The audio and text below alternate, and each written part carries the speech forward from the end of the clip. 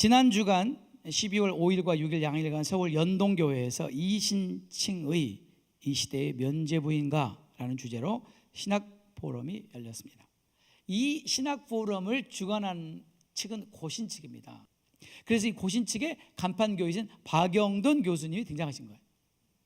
근데 이번에 나온 분 중에 누가 나오셨냐면 박형룡 교수님이 나오셨어요. 이분이 총신 총장도 지내셨고 현재는 합신 거기 명예 교수님으로 계시는데 이분이 또 오신 거예요. 이분이 하는 일은 뭐냐면 김세훈 박사님이 논문을 제출해서 그 강의를 하면 이 박형룡 박사님이 그게 그러한가라고 논평하는 역할을 하는 거예요. 그래서 이제 김세훈 박사님 강의를 다 마치고 이 박형룡 교수님이 거기에 대한 논찬을 하시면서 김세훈 교수님이 쓰신 책의 한 일부를 인용하셨어요. 근데 일부에 인용한 내용이 뭐냐면 우리 구원에서 탈락할 수 있다. 한 번 권은 영원한 권이 아니다라고 말하신 거예요. 근데 이분이 책에다 그렇게 썼고 그래서 이 박형룡 박사님이 질문하는 거예요. 김세훈 교수님한테. 근데 거기에 대한 김세훈 박사님의 답변이 기가 막힌 거예요. 기가 막힌 거예요. 영상으로 준비했습니다. 이거 아주 따끈한 영상으로 준비했는데 너무 제가 재밌어가지고 이거 우리 성도들 보여줘야 되겠다. 이게 학자들끼리 지금 대가들이 부딪히는 거 한번 보세요. 한번 보세요. 칭의의 현재 단계에서 하나님 나라의 백성으로서 하나님의 아들 예수 그리스도의 주권에 성령의 도움으로 순종하려는 기본 자세를 가지고 살지 않는 사람은 설사 그가 예전에 믿음으로 예수를 주로 고백하여 칭의 구원을 받았다 한들 종말의 칭의 구원의 완성에 이르지 못하고 탈락한다는 것이 성경의 가르침입니다. 그 얘기를 들으면 오늘 강의하신 것하고 좀 반대되는 것 같은 느낌이 들어요. 무슨 얘기냐면 이 하나님의 일로 하나님의 능력으로 하나님의 계획으로 우리가 하나님의 백성은 구원받을 것이다. 왜? 인간이 우리의 구원에 조금이라도 참여할 수 없으니까 그렇다라고 오늘 오전에 말씀을 하셨거든요. 근데 왜 또 이 말씀을 하셨을까? 그 생각이 들어서 이제 제가 질문을 합니다. 지금 저부터 이 준비에 부실했습니다. 논평 쓰는데 부실했어요. 또 김 교수님도 여기 원고 내는데 부실하게 냈어요. 왜냐하면 이런 모임이면 논문을 제대로 해서 내셨어야 돼요. 그리고 미래 목회 포럼도 아주 부실했어요. 왜냐하면 처음에 이메일 있다고 왔을 때는 오늘 강의가 8시 40분서부터 한 2시간 정도로 마치고 끝나는 것으로 하고 논평 10분에서 끝나는 걸로 했거든요.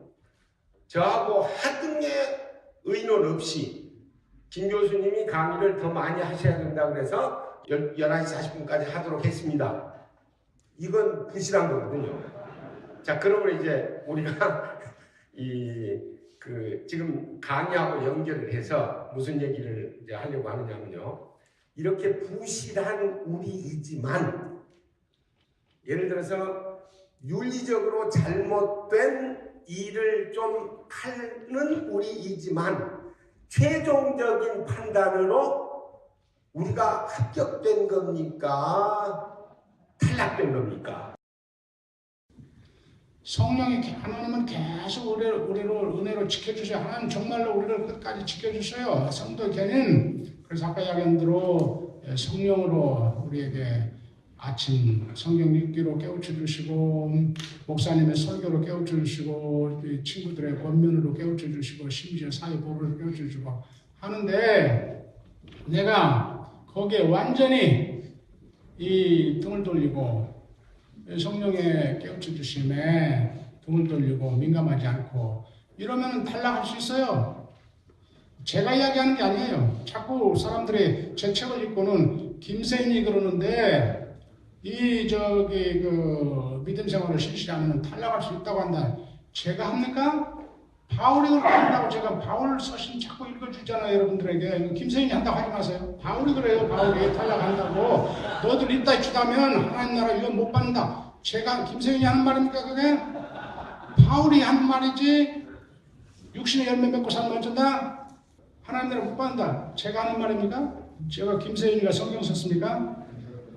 여러분들이 아무리 김세윤을 사랑하고 존경해도 성경 쓴 사람으로는 하지 마십시오. 바울 쓴 것을 제가 그냥 대변하는 거예요. 그 엄연한 말씀을 약화시키려고 하지 말라. 근데 우리의 실존의 현실에서 전부터 성령이 나에게 깨우쳐 주시고 이렇게 하라 하는데도 제가 불순종해서 10번에 한 번 성공도 못해. 그런데도 내가 저 사람이 나에게 아주 못된 짓 하고 나 고난을 터뜨렸는데 저 사람 내 사랑해야 되는데 저 사람에 대해서 원한이 생기고 마음속에 습불이가 이러면 안 되는데 이 마음가짐도 성령이 나에게 일으켜 주신 거고 그 후에도 내가 성령에 민감한 거요. 그렇게 사는 한 하나님의 장중에 붙들려 있는 거고 그게 다시 말하면 하나님의 통치를 받으려는 기본 자세를 유지하는 거예요. 하면서도 그것에 대해서 돌이키고 다음 기회가 있으면 한 번이나 성공하겠다, 순종하겠다 하는 자세, 그게 기본적으로 하나님의 통치, 회복하는 통치를 계속 받으려는 자세, 성령 은혜를 민감하고 이런 자세를 가지는 한 하나님이 지금 지켜주시겠다는 증자. 그러니까 하나님이 지켜주신다고. 그런데 그런 거 없이 옛날에 믿음 생활 잘했다 한들 그런 거 이제 다 뒤로 하고 아무 성령의 깨우쳐주는 민감한 반응을 보이지 않고 사는 사람들, 이런 사람들은 엄중한 경고해요. 너희들 어쩐다? 탈락한다. 여러분들 김세윤이 그렇다고 하지 마세요. 바울이 한다고요. 바울이. 그러니까 박 교수님 제가 하는 거예요. 탈락한다고. 이 탈락과 성도의 견인이 이게 두 개를 함께 긴장을 함께 유지하는 것이 중요한 거다. 그게 건전한 신앙이에요. 어느 한쪽을 약화시키는 겁니다. 김세인 교수님은 우리가 구원에서 탈락할 수 있다 없다? 탈락할 수 있다.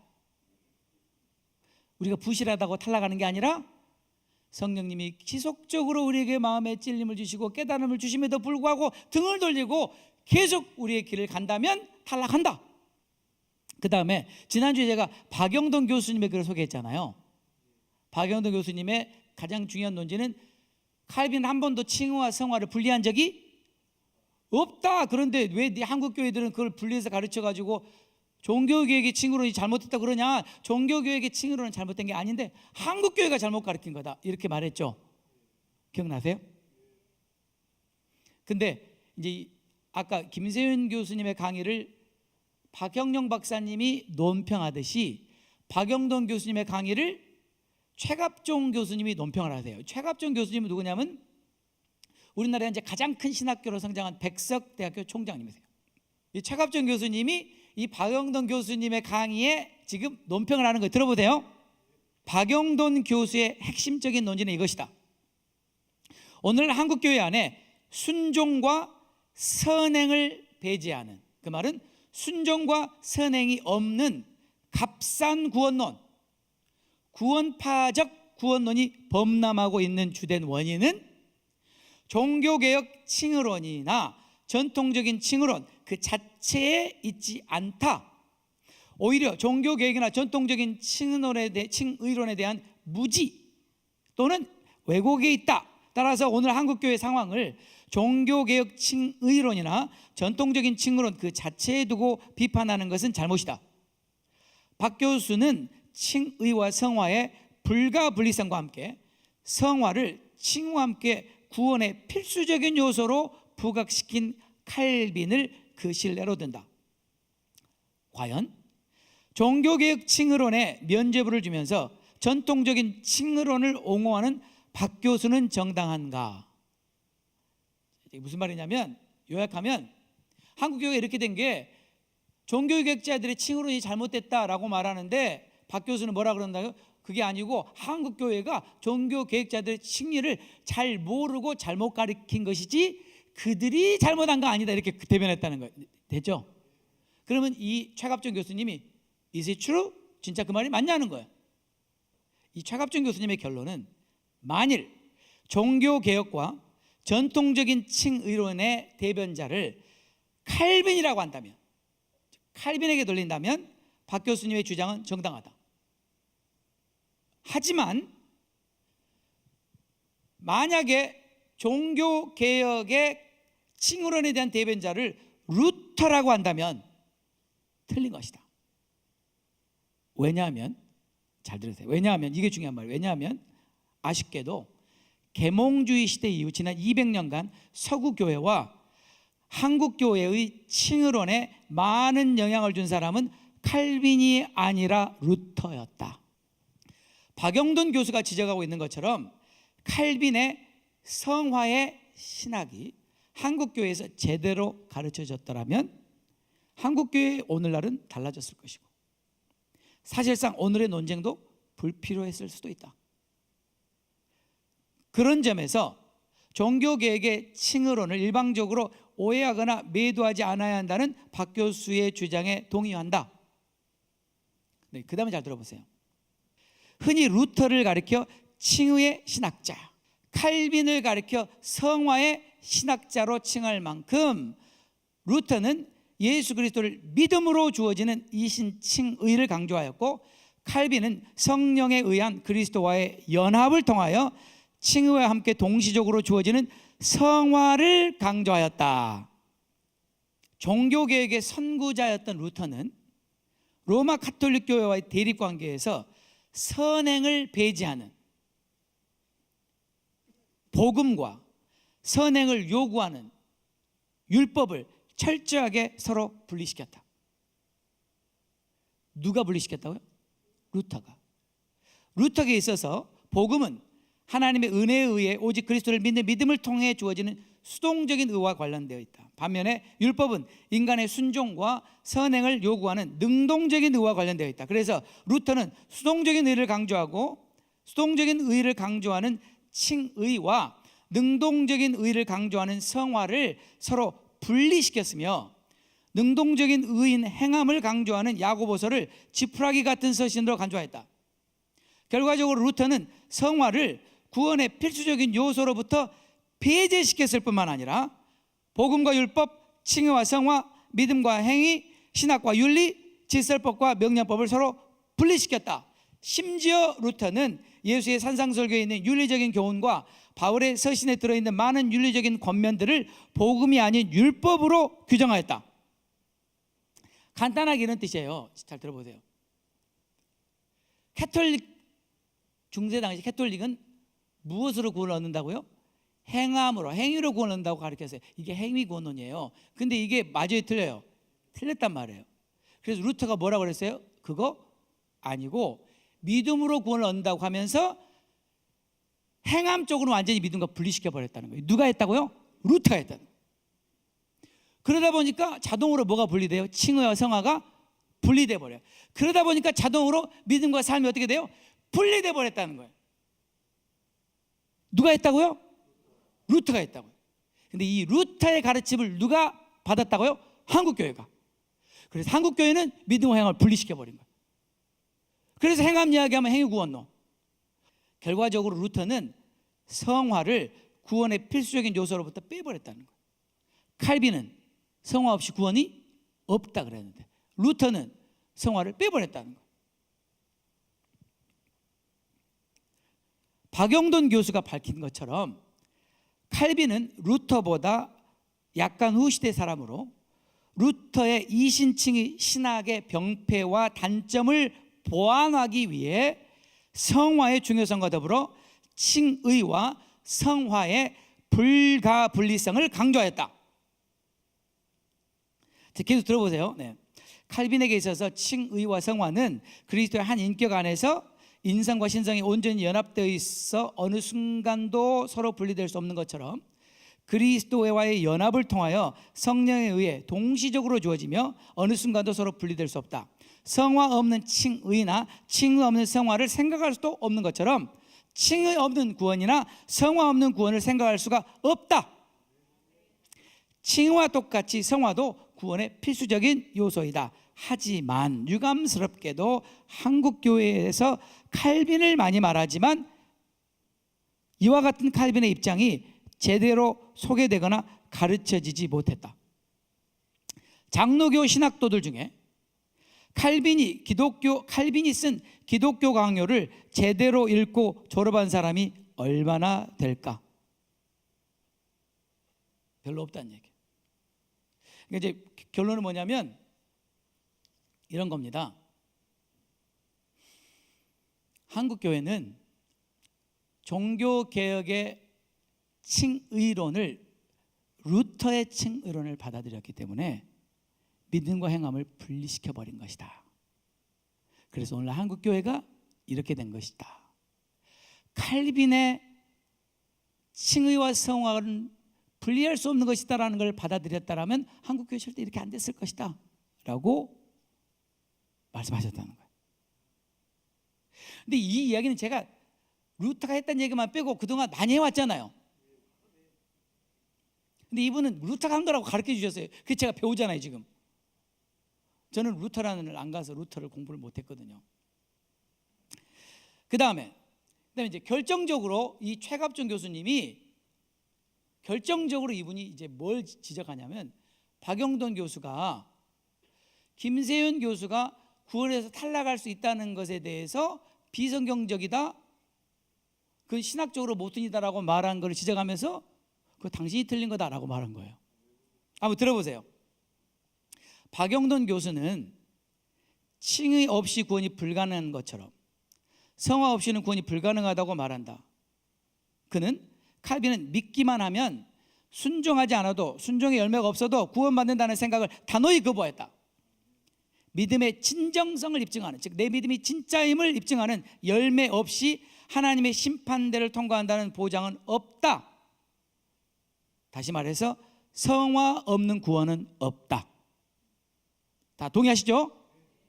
하지만 동시에 그는 성화에 의한 칭의 변개, 취소나 구원의 탈락의 가능성을 배제한다. 이게 무슨 말이냐면 구원에서 탈락할 수 있다는 것을 이 사람은 반대한다는 거예요.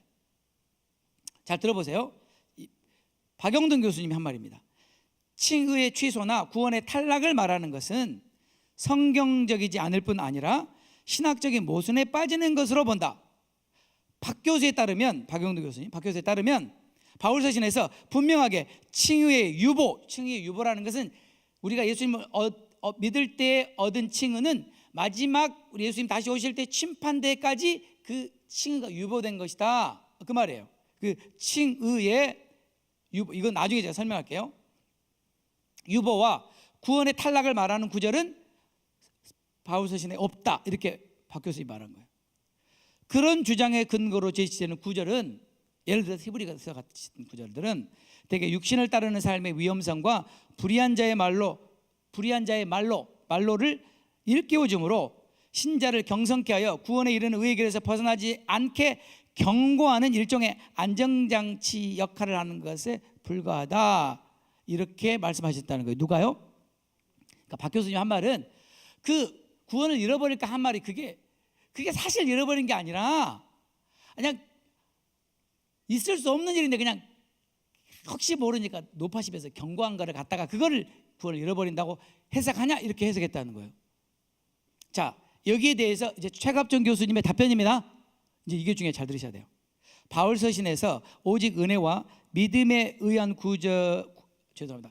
오직 은혜와 믿음에 의한 구원을 강조하는 구절들과 성도의 견인과 궁극적인 구원의 확실성을 강조하는 구절들이 적지 않은 점을 감안한다면 박 교수의 주장은 충분히 이해할 수 있고 일면 성경적이라고 말할 수 있다. 하지만 바울은 여러 서신에서 최후 심판과 탈락에 관하여서도 분명하게 말하고 있다는 사실도 간과되지 않아야 한다. 이해하셨어요? 로마서 2장 5절에서는 하나님의 의로운 심판이 있을 그날, 로마서 14장 10절은 우리가 다 하나님의 심판대 앞에 설 그날이 있을 것을 말한다. 고린도후서 5장 10절에서 우리가 다 반드시 그리스도의 심판대 앞에 나타나게 되어 각각 선악간에 그 몸으로 행한 것을 따라 받게 된다고 말한다. 갈라디아서 5장 19절 21절, 고린도전서 6장 8절 10절에서는 여러 가지 도덕적 사회적 악들을 먼저 열거한 다음 이런 일들을 행하는 자들은 종국적인 하나님의 나라에 들어갈 수 없다고 단호하게 말한다. 말하자면 부도덕한 일들을 자행하는 자들은 최후 심판 이후에 주어지는 영원한 하나님의 나라 영생 구원에 들어가지 못하고 탈락할 수 있다는 것이다. 단순한 경고가 아니라 그와 같은 일들을 할 경우 실제로 그렇게 하겠다는 것이다. 바울 서신뿐만 아니라 그 밖의 신약 성경 여러 곳에서도 최후 심판에 대해서 말하고 있다. 마태복음 25장에 있는 열 처녀의 비유, 달란트의 비유, 양과 염소의 비유 등은 최후 심판 때 영원한 하나님 나라에 들어갈 수 있는 사람뿐만이 아니라 기름을 준비하지 못한 미련한 다섯 처녀들이나 주인의 명을 어긴 한 달란트 받은 종이나 사랑의 선행을 보여주지 못한 왼편에 있는 자들처럼 영원한 하나님의 나라에 들어가지 못하고 탈락하여 영벌에 처하는 자들이 실제로 있을 수 있음을 강조한다. 동의되셨죠? 근데 이제 이분이 뭐라고 말하냐면 이제 좀 기니까 시간이 없으니까 제가 요약해 드릴게요. 이제 이분이 뭐라고 말하냐. 그러면 왜 우리가 성경을 이렇게 해석하냐? 왜 박 교수님처럼 분명히 구원의 탈락을 말하고 있는 성경 구절이 있음에도 불구하고 그걸 그냥 굳이 아닌 것처럼 말하려고 이렇게 예를 쓰냐? 그 이유는 성경을 문맥에서 해석하지 않기 때문이라고 말하는 거예요. 제가 그걸 확인했잖아요. 제가 확인해 드렸죠. 칼빈주의자들이 그들이 지지하는 성경 구절은 문맥에 맞지 않는 성경 구절. 근데 똑같은 실수를 하고 있다고 이 교수님 지적하는 거예요. 한번 들어보세요. 성경 어떤 본문은 우리 구원이 분명히 보장된다, 확실하다, 하나님은 절대로 우리를 버리지 않는다, 떠나지 않는다 라고 말하는 구절이 있다는 거죠. 우리 다 해봤잖아요. 그러나 동시에 반드시 버림받을 수 있다라고 말하는 구절이 있다는 거예요. 근데 이 두 개를 문맥에서 정확히 해석해야 되는데 문맥을 무시하고 이 하나의 구절로 이걸 해석하려고 하고 이걸로 이걸 해석하려고 하면 이런 무리가 나온다는 거죠. 제가 설명했잖아요. 이분이 똑같은 얘기를 하는 거예요. 그래서 이분이 이렇게 말해요. 양 본문을 어느 한쪽 중심으로 해석하기보다는 각각의 본문을 그 본문이 위치하고 있는 문맥을 중심으로, 뭘 중심으로요? 그 본문의 의미를 바르게 해석하는 자세가 필요하다. 그렇게 할 때 은혜와 믿음에 의한 구원의 본문이나 행위에 따른 최후 심판과 탈락에 관한 본문이 다 같이 제대로 살아날 수 있다. 아무리 은혜와 믿음에 의한 궁극적인 구원과 견인에 관한 성경 본문을 강조한다 하더라도 그것 때문에 성화에 의한 구원과 최후 심판과 탈락에 관한 성경 본문을 약화시켜서는 안 된다. 마찬가지로 아무리 성화와 최후 심판에서 구원과 탈락에 관한 성경 공부를 강조한다 하더라도 그것 때문에 은혜와 믿음에 의한 궁극적인 구원과 성도의 견인에 관한 성경 공부들을 약화시켜서는 안 된다. 이렇게 말했죠. 네, 이제 다 이해되셨죠? 이해되셨죠? 좀 속이 좀 시원하지 않으세요? 아멘, 아멘. 전 너무 속이 시원해가지고 잠이 벌떡벌떡 깨더라고요. 여러분은 좋으시지만 저는 이런 거 들으면 잠이 깨요 그냥. 네. 옆 사람에게 조금만 더 참아주세요. 10분만 더 깨 있으면 돼요. 조금만 더 참아주세요. 조금. 근데요, 사실 제가 오늘 여러분이 말씀드리려고 했던 게 뭐냐면요, 이게 뭐가 그렇게 대단히 중요합니까? 두 분에게 심한 감사를 드려야 되나요? 이게 얼마나 중요한지 이제부터 들어보세요. 김세현 박사님이 한 얘기가 이겁니다. 근본적으로 한국교회 칭의론에 문제가 있다.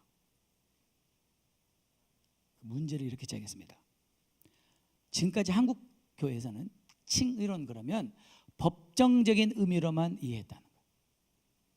법정적인 의미가 뭐냐? 죄인이 판사 앞에 섰는데 판사가 그 죄인을 향해서 무죄를 선언했다는 거예요. 넌 죄가 없다. 의인이다. 이걸 법정적인 개념이라고 해요. 우리 모두는 죄를 지어서 다 죽을 수밖에 없고 지옥에 갈 수밖에 없는 죄인들인 걸 여러분 다 동의하시죠?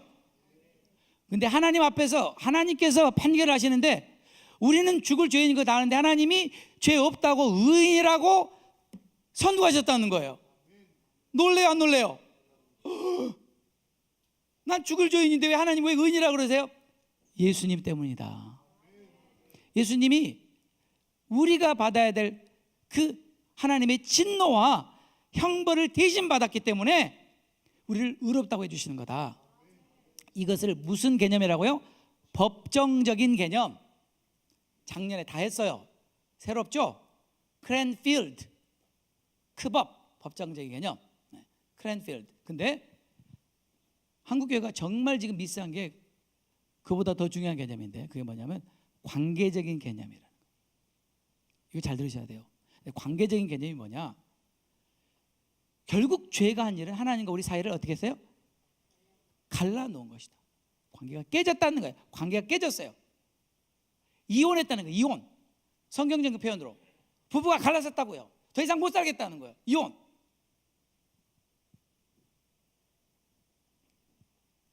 근데 하나님께서 그 깨어진 관계를 회복시키시고 화목케 하셨다. 어떻게 해요? 예수님을 화목 제물로 바치심으로. 그래서 관계가 회복됐다. 관계가 회복됐다는 말이 무슨 말이냐면 다시 그분이 나의 하나님이 되셨다. 나는 다시 그분의 자녀가 되었다. 그분이 나의 하나님이 되셨고 내가 그분의 자녀가 됐다는 말이 무슨 말이냐? 이제부터 나는 그분의 말씀을 따라 살고 그분의 통치 아래 사는 관계가 회복됐다는 거예요. 왜요? 그거를 불순종해서 관계가 깨졌잖아요. 이해되셨어요 지금? 그러면 칭의의 가장 중요한 개념이 뭐냐? 하나님과 관계가 다시 회복됐으니 이 회복된 관계를 유지하는 게 중요하다. 어떻게 유지하냐? 의인이 되었으니까 이제 의인으로 하나님 말씀에 순종하고 사는 거다. 이게 관계의 회복에 가장 중요한 거라는 거예요. 당신 죄 없어. 땅땅땅 의인. 의인 됐다. 나가서 땡 잡았다. 마음대로 술 마시고 담배 피고 놀자. 이게 아니라 이게 칭의가 아니라 너는 이제 내 아들이다. 나는 너의 아버지다. 나는 너의 하나님이다. 너는 나의 백성이다. 그러니 이제 나의 통치 아래에서 살아야 한다. 그분의 통치를 받으며 사는 것, 다시 말하면 그분 말씀에 순종하며 사는 것만이 칭의를 살아내는 것이다. 지금 이해되셨나요? 그래서 이 교수님이 칭의의 관계적인 개념을 이렇게 설명하세요. 잘 들어보세요. 하나님이 그리스도로 하여금 우리 죄를 씻어버리는 제사가 되게 하심은 창조주로서 또는 언약의 하나님으로서 우리를 돌보시겠다는 약속을 지키시며 우리에 대해 스스로 짊어진 의무를 다하십니다. 즉 하나님의 언약에 신실하신 하나님께서 우리에게 하나님 노릇 해주심이 드러난다. 이 복음을 믿으면 그것이 선포하는 그리스도의 역사적 속죄 제사가 우리에게 효력을 발생하여 우리가 하나님에 대해 우리 의무를 다하지 못한 곧 불의의 죄가 씻어지고 그 죄가 초래한 하나님과의 갈등이 해소되어 우리가 하나님과의 올바른 관계로 회복된다. 자, 이 구원의 사건을 통해서 하나님께서 하나님 노릇을 해주시는 것, 즉 하나님의 의무를 다 하시는 것, 곧 그의 언약에 신실하신 것, 이게 바로 하나님의 의다. 하나님의 의가 복음에 드러났다는 말은 그 의미다. 이스라엘은 모든 인류의 대표입니다. 하나님이 이스라엘을 선택하셔서 이스라엘 언약을 맺으셨어요. 그런데 하나님은 그 이스라엘과 맺으신 언약에 신실하셨어요. 그 약속을 지키셨어요. 어떻게 해요? 그 아들 예수님을 이 땅에 보내셔서 화목제물로 죽게 하시고 그분의 약속을 지키심으로. 자, 이게 무슨 말이냐면요. 이게 무슨 말이냐면 이스라엘은 약속을 못 지켰어요. 근데 하나님은 그분 편에서 약속을 다 지키셨다는 거예요. 신실하셨다는 거예요. 이거를 칭의의 개념에서 관계에서 지켜야 할 의무를 다한다는 뜻이라는 거죠. 이게 무슨지 설명하겠습니다. 자, 들어보세요. 이거 중요합니다. 부모와 자식 관계, 부부 관계, 목사와 성도 관계, 선생과 제자 관계, 의사와 환자 관계, 통치자와 백성의 관계, 주인과 고객의 관계 등 수많은 관계를 맺고 살아갑니다. 이 모든 관계에는 관계를 맺는 당사자들에게 주어진 의무가 있습니다. 이때 본인에게 주어진 의무를 다하는 것이 성경이 말하는 의이다.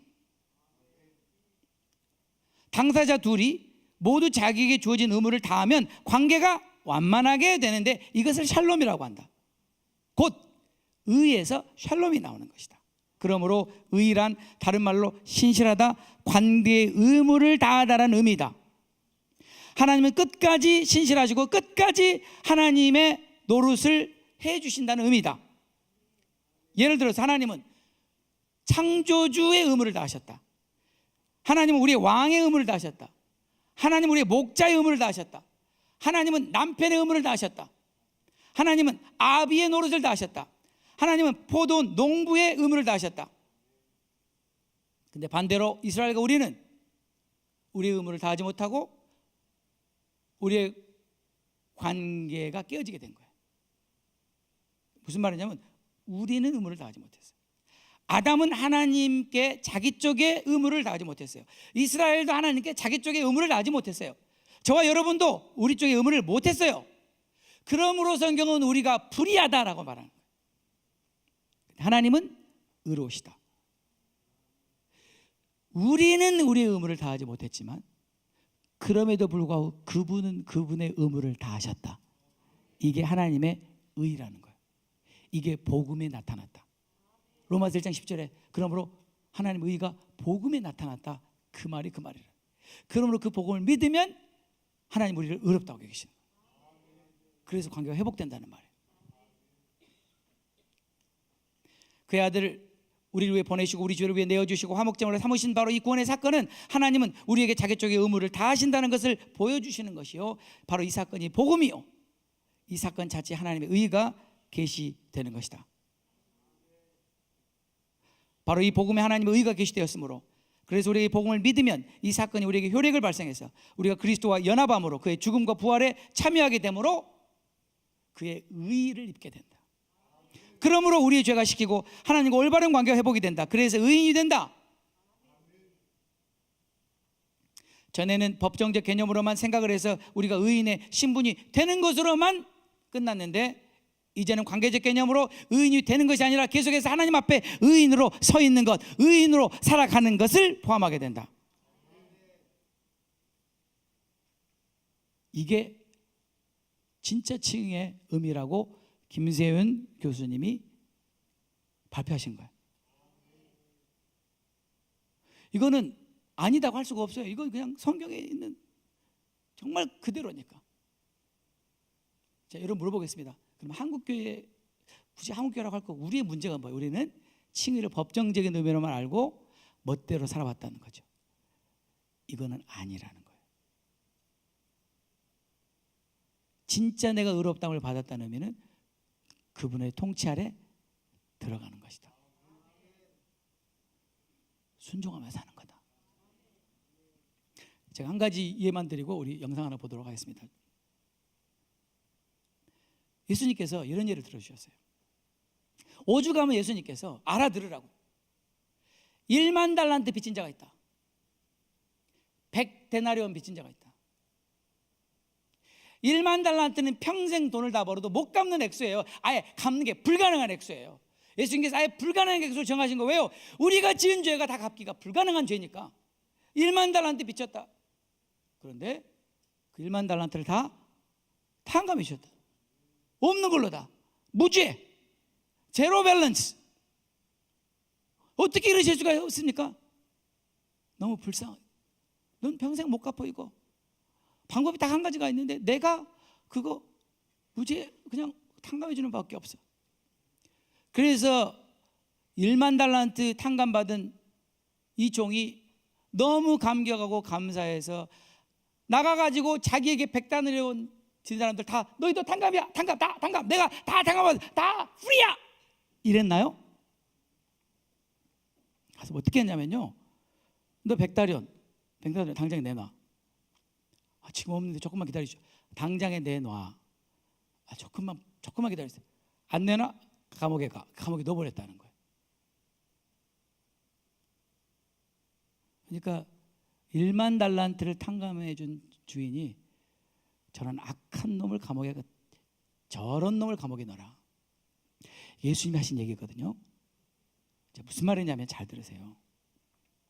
하나님이 저와 여러분을 의롭다고 해주셨다니까요. 그 말 돼요? 우리가 의로워요? 근데 우리는 내 마음 좀 상하게 했다고 죽일 놈 살릴 놈? 이거는 의롭다함을 받은 사람이 아니라는 증거라는 거예요. 교회 안에는 진짜 하나님께서 의롭다고 하는 사람들은 많지 않아요.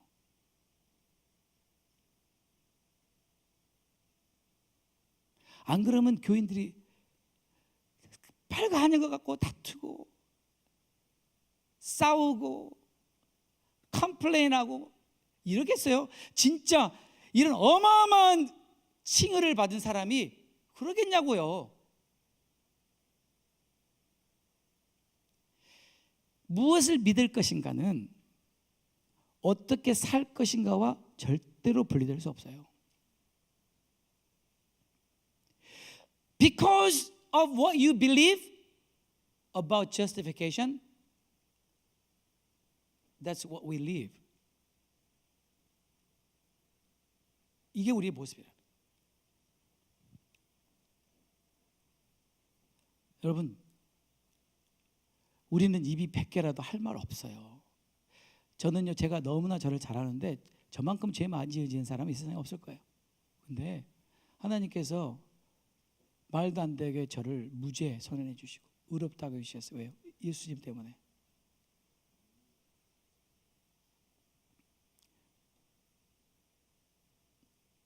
그러니 우리가 의롭다움을 받았다는 게 얼마나 놀라운 사건인가를 한번 생각해 보셔야 돼요. 이제 우리는 하나님과의 관계에서 의인으로 사는 것이 내가 의인이 된 증거입니다. 그것은 순종이에요. 순종밖에 없어요. 이거를 이번에 모든 학자들이 다 똑같이 말하는 게 순종 없는 구원 없다. 그 말을 바꿔 말하면 행함 없는 구원 없다, 그 말이거든요.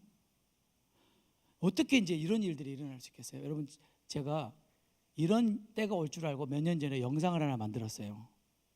다 같이 보도록 하겠습니다. 오늘날 교회 다니는 사람들에게 구원 얻기가 너무 어려운 거야 라고 말하면 그 사람 놀래요, 안 놀래요? 놀래요. 왜 놀래요? 그들은 쉽다고 배웠거든요.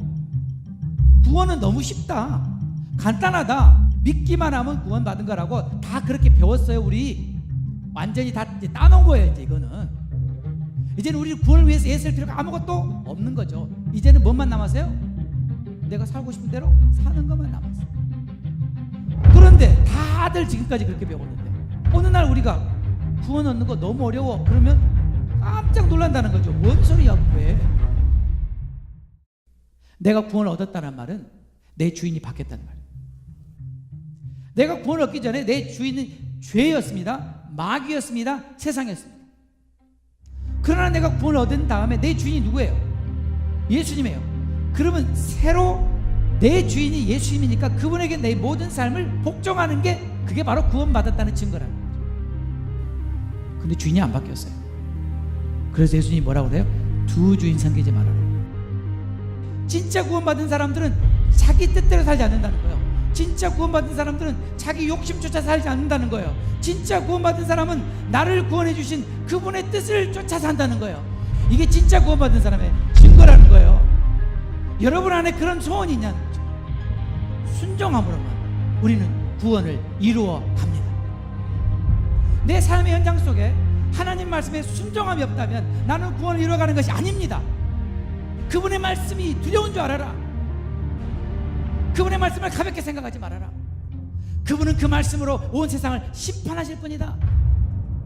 그러므로 두렵고 떨림으로 그분의 말씀을 언제나 순종하는 것이 바로 우리의 구원을 이루어가는 것이라는 거예요. 하나님이 정말 우리에게 원하는 건 뭐예요? 나는 너희가 생명을 얻기를 원한다. 생명이 뭔데요? 순종이 생명이다. 구원을 이루어가야 되는구나. 내가 다 이루은 것이 아니구나. 이루어가야 되는 거구나. 그게 무슨 뜻이에요? 날마다 말씀에 순종하며 사는 것이구나. 그게 생명을 얻는 길이구나. 그게 좁은 길로 가는 거구나. 여러분, 순종은 선택이 아닙니다. 순종은 명령입니다. 그래야 우리가 살기 때문에 생명을 선택하라. 명령입니다. 좁은 길로 들어가기를 힘써라. 명령입니다. 너희 구원을 이루어 가라. 명령입니다.